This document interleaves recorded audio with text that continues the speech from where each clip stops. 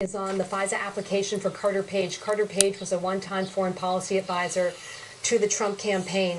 And it states that then FBI Director James Comey signed 3 FISA applications, on behalf of the FBI, as well as Deputy Director Andrew McCabe, who was removed earlier this week, Deputy Attorney General Sally Yates. She's the one who sort of famously sounded the alarm about Mike Flynn. And she felt there was a basis for him to be blackmailed by the Russians, as well as then acting Deputy Attorney General Dana Buente and Deputy Attorney General Rod Rosenstein.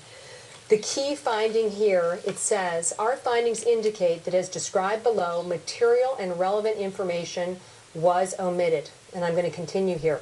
Neither the initial application in October 2016, so this is the surveillance application, nor any of the renewals disclose or reference the role of the DNC, Clinton campaign, or any party or campaign in funding the efforts of the British spy Christopher Steele, even though the political origins of the Steele dossier was then known to senior FBI and Justice Department officials. So the memo was stating that when they went to get these surveillance warrants from the FISA court, they said, this is information we have from the dossier, but they didn't give the National Security Court full visibility on who was financing the dossier, who was sort of the driving force behind this opposition research. And the memo states that this was known to the FBI and Justice Department, but it was still not provided. That's a significant headline right there. And just one other, if I could. It states that the Carter Page FISA application, so a surveillance application, extensively cited a September 23, 2016 Yahoo News article by Michael Isikoff, and it focused on Page's July 2016 trip to Moscow. Okay. I want to check the British court records, but Yahoo News was definitely one of the 5 or 6 American media outlets that were briefed by Fusion GPS and Glenn Simpson about the dossier. So you potentially have a situation here where the Michael Isikoff article is used to provide credibility for the reliability of the dossier, when in fact it was the people behind the dossier who briefed Isikoff, who wrote a story that then came back to the FISA court. That's called circular reporting. That is not called credible sourcing. Wow. Hey, Catherine, can I ask Catherine something?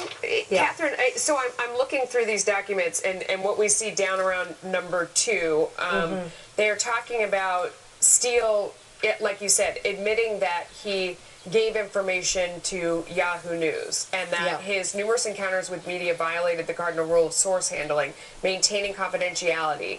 So he had become at that point less than a reliable source to the FBI. He was at that point terminated, but then he began still going back and meeting with Associate Deputy Attorney General Bruce Orr. Bruce Orr, that's correct. Senior official of the DOJ, and then that's when in September 2016 Steele admitted to Orr his feelings against then Trump candidate, when Steele said he was desperate that Donald Trump not get elected and was passionate about not being president. So they knew his motivation. He had already been fired for doing things he wasn't allowed to do, but at that point he tunneled back to Bruce Orr and passed more information in, and all this was known, and the information was used to obtain FISA warrants anyway. That's the gist of this section of it. Yeah, which and is it brings up the one question that Catherine, I don't know that this would be able to answer, and that is why in the world would they do that? Pardon me, here it's just why? Why? That's my exact motto. Why would they lean on this if this were coming from someone that they had already determined needed to be relieved of his duties? That's not a question I can answer. That's not something that we can answer. That's what I'm saying. Does the memo approach it? There's another important headline here. It states in Section 4, according to the head of the FBI's Counterintelligence Division. Counterintelligence Division is the division that's in charge of rooting out spies and espionage. Assistant Director Bill Priestap, this is someone who was part of Comey's inner circle. He said corroboration of the Steele dossier was in its infancy at the time of the initial Page FISA application. So what that's saying there is that it was not a fully vetted document at the time it was used to get a surveillance warrant on an American citizen. Howard? 2 points that jump out at me, Harris, as we go through the memo all together on live television. As Steele was having these media, That's how it goes sometimes. These media contacts with Yahoo and others, this memo says flatly, Steele improperly concealed from and lied to the FBI about those contacts. And then, if you jump ahead, January 2017, President-elect Trump, he hasn't taken office yet, James Comey, briefed him on this Steele dossier, even though it was salacious and unverified. So more missing pieces of how this got started and how it got brought. And we also know that the meeting that President Trump had to be briefed on this unverified dossier that was essentially a Democrat propaganda piece or opposition research was also then leaked to the media as well. That meeting was leaked to the media.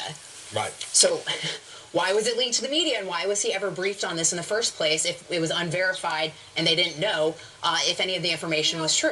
I have lots of questions about just Yahoo News and these organizations. Catherine, you termed it this way, and I took notes on what you said earlier. I like it when you take notes. I appreciate that. Wait, you handle your business like a boss. Everybody's taking notes on you. Yeah, I can. So what you said earlier was that it would appear, from what you had seen, and now we all can see, Fusion GPS, the firm that put together that anti-Trump dossier through this British spy, Christopher Steele, was putting forth some sort of active campaign to brief media outlets. Do you think the media outlets, and this is really important, knew that they were part of a narrative or campaign?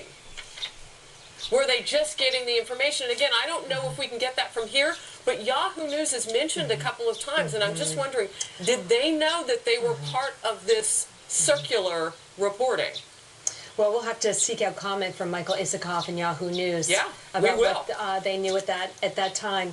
Circular reporting maybe sounds like a complicated term. Maybe I can just break it down a little bit more for people. When you're acting as a journalist and you get information, you have to understand the quality of the source. And you want to understand whether this is an independent source or whether information you're getting from a second source is connected, okay?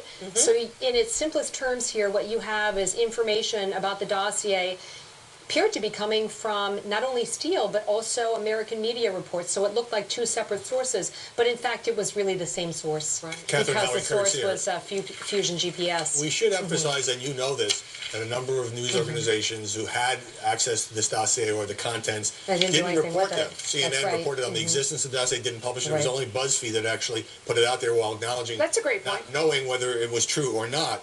But, you know, I do want to remind people that this is a memo prepared by the Republican chairman of the House Intelligence Committee. Is it possible that the FBI or the Democrats will say, well, the Steele dossier, now that we know about his motivations and his deceptions, was just one of the elements used to rely in that national security court in order to get those? Well, wait, I have an answer to that.